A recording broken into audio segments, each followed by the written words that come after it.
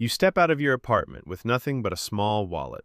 No card, no digital trace, only the crumpled bills you managed to gather. The street smells faintly of exhaust and fried food. Your fingers brush the paper money, rough at the edges, and you realize how heavy it feels, not in weight, but in responsibility. Each step to the corner store is measured, precise. You notice the electronic registers humming behind glass, their screens flashing amounts you cannot use. You hand over cash. Change rattles in your palm. The clerk does not look at you twice. You feel both conspicuous and invisible. The first week passes slowly. You track every purchase in a small notebook. $3.50 for coffee, $12 for groceries. Each transaction is deliberate. You begin to see patterns you never noticed before. Convenience costs more. The automated world moves around you without pause.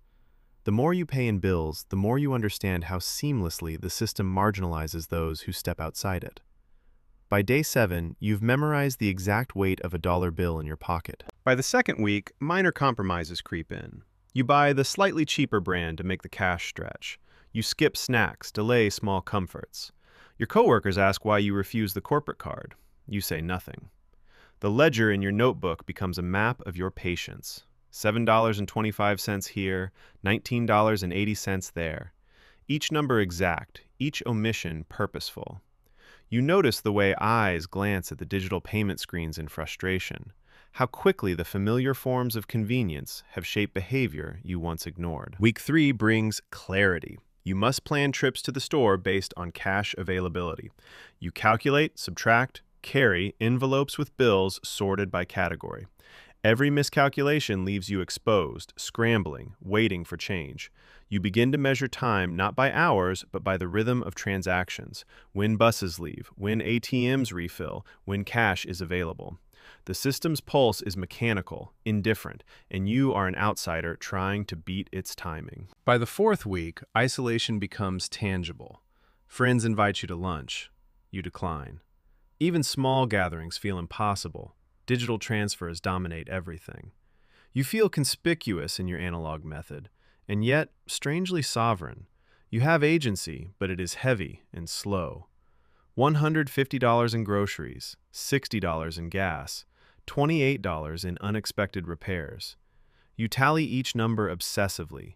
Each dollar becomes a quiet reminder of constraint and control. The last day arrives. You empty your envelopes, every bill accounted for. Your fingers are stained with ink from the notebook. You walk past card readers and contactless terminals, hearing their faint hums, and feel a strange relief. The system is unchanged. Cash is obsolete here. Yet it leaves you with an intimate understanding of movement, restriction, and choice. You are altered, more aware, quietly resistant. Weeks later, you return to your routine. The world continues digitally, efficiently, mechanically. Your experience feels distant, almost private. Yet a part of you lingers in those crumpled bills and measured steps, a small defiance observed only by yourself.